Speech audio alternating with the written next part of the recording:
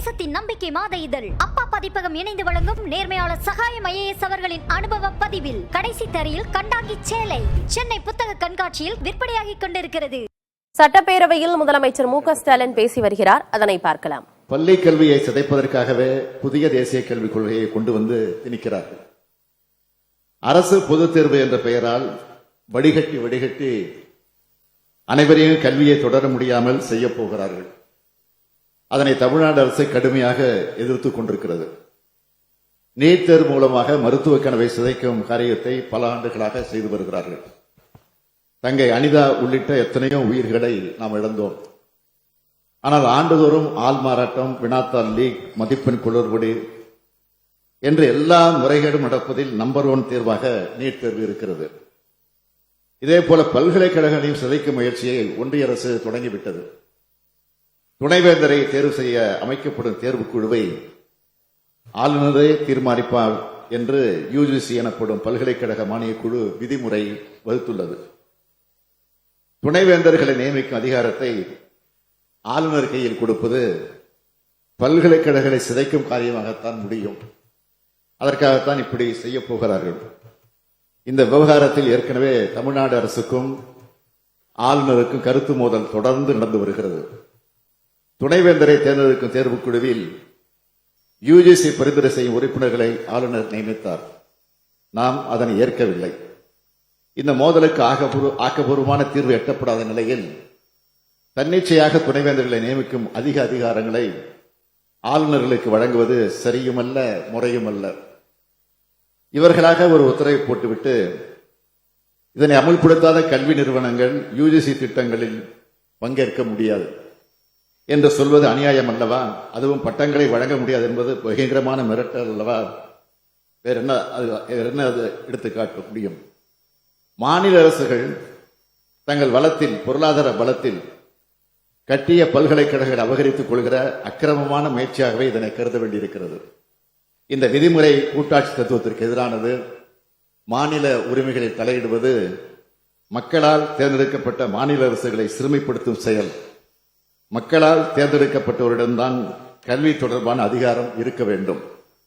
அப்படி இருந்தால்தான் அனைத்து மக்களுக்குமான கல்வியை முழுமையாக கொடுக்க முடியும். நியமன பதவிகளில் ஒரு சில ஆண்டுகள் இருந்துவிட்டு போய்விடக்கூடியவர்களுக்கு ஒரு மாநில மக்களின் அடிப்படை உணர்வை புரிந்து கொள்ள இயலாது. ஒன்றிய அரசு கல்வித்துறையில் எதை செய்ய வேண்டுமோ அதை செய்வதில்லை. வரம்பற்ற கட்டணம், இடஒதுக்கீடு இல்லாத தன்மை என வரம்பு மீறும் தனியார் நிகர்நிலை பல்கலைக்கழகங்களுக்கு கடிவாளம் போடுவதற்கு சிறு துரும்பும் கிள்ளிப்போட மறுக்கும் ஒன்றிய அரசு தனது நிதிநிலை அறிக்கையில் உயர்கல்விக்கான நிதி ஒதுக்கீட்டை குறைத்துக் கொண்டே வரும் ஒன்றிய அரசு கல்வித்துறை சார்பில் தமிழ்நாட்டில் IIT, IIM, சென்ட்ரல் யூனிவர்சிட்டி போன்ற ஒரே ஒரு புதிய உயர்கல்வி நிறுவனத்தை கூட அமைக்காத ஒன்றிய அரசு IIT போன்ற உயர்கல்வி நிறுவனங்கள் பட்டியலினத்தவர் பிற்படுத்தப்பட்டோரது சட்டப்படியான ஆசிரியர் பணியிடங்களை நிரப்புவதற்கான நடவடிக்கைகளை மேற்கொள்ள தவறிய ஒன்றிய அரசு மாநிலங்களின் கட்டுப்பாட்டில் உள்ள பல்கலைக்கழகங்களை தனது முழு கட்டுப்பாட்டில் கொண்டு வர முயற்சி செய்வது கெடு நோக்கம் கொண்டது, சுயநலமானது. நிச்சயமாக மாணவர் நலனில் மனதில் கொண்டோ கல்வி தரத்தை மேம்படுத்தவோ இந்த முயற்சி நடைபெறவில்லை. ஒரு தன்னாட்சி பெற்ற தனியார் கல்லூரியை பாடத்திட்டம் வகுத்து பட்டமும் வழங்கலாம் என்ற நிலையை ஏற்படுத்திவிட்டு நூற்றாண்டு பெருமை கொண்ட கல்லூரிகளை அபகரிக்க எத்தனிப்பது அதிகார எதேச்சதிகாரம். தலை சிறந்த கல்வி நிறுவனங்களை நாட்டிலேயே அதிக அளவில் கொண்டிருக்கும் தமிழ்நாடு நமது கல்வி நிறுவனங்களின் தன்னாட்சி பறிக்கப்படுவதை வேடிக்கை பார்த்துக் கொண்டு அமைதியாக இருக்காது. அப்படி இருக்கவும் முடியாது. கல்வியையும் மக்களையும் காக்க, எதிர்கால தலைமுறையை காக்க தமிழ்நாடு சட்டமன்றத்தில் ஒட்டுமொத்தமாக ஒரு தீர்மானத்தை நிறைவேற்றியாக வேண்டும். இந்த தீர்மானத்தை ஏற்று ஒன்றிய அரசு மனம் மாறாவிட்டால் மக்கள் மன்றத்தையும் நீதிமன்றத்தையும் நாடுவோம் என்ற முன்னுரையுடன் இந்த தீர்மானத்தை நான் உங்கள் அனுமதியோடு முன்மொழிகிறேன். பல்கலைக்கழகங்களில் துணைவேந்தர்களை நியமிப்பது தொடர்பாக சமீபத்தில் பல்கலைக்கழக நிதி நல்கை குழு வெளியிட்ட வரைவு நெறிமுறைகளை திரும்பப் பெற வேண்டும் என இப்பேரவை கருதுகிறது.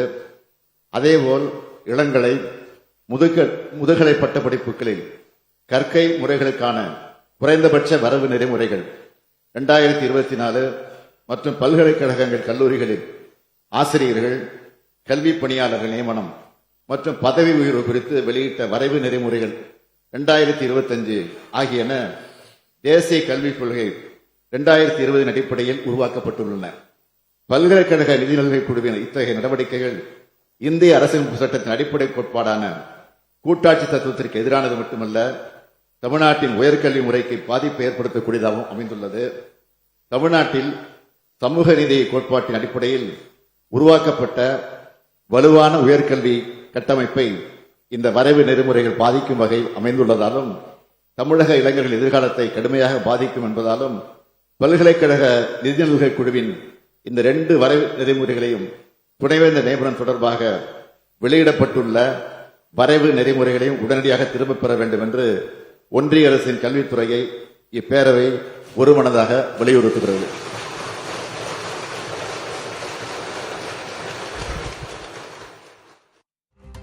யுஜிசி புதிய விதிகளுக்கு எதிராக தனி தீர்மானம் கொண்டு வந்து முதலமைச்சர் மு.க.ஸ்டாலின் சட்டப்பேரவையில் பேசியிருக்கிறார். துணைவேந்தர் நியமன புதிய விதிக்கு எதிர்ப்பு தெரிவித்திருக்கிறார். தன்னிச்சையாக துணைவேந்தர்களை நியமிப்பது சரியானது அல்ல என்றும் கூறியிருக்கிறார். மேலும் இந்த புதிய விதிகளை திரும்பப் பெற வேண்டும், தேவைப்பட்டால் நீதிமன்றத்தை நாடுவோம் எனவும் முதலமைச்சர் மு.க.ஸ்டாலின் சட்டப்பேரவையில் பேசியிருக்கிறார். துணைவேந்தர் நியமனம் தொடர்பான அறிவிப்பை எதிர்த்து முதலமைச்சர் மு.க.ஸ்டாலின் சட்டப்பேரவையில் தனி தீர்மானம் கொண்டு வந்து பேசினார். அதனை பார்த்தோம்.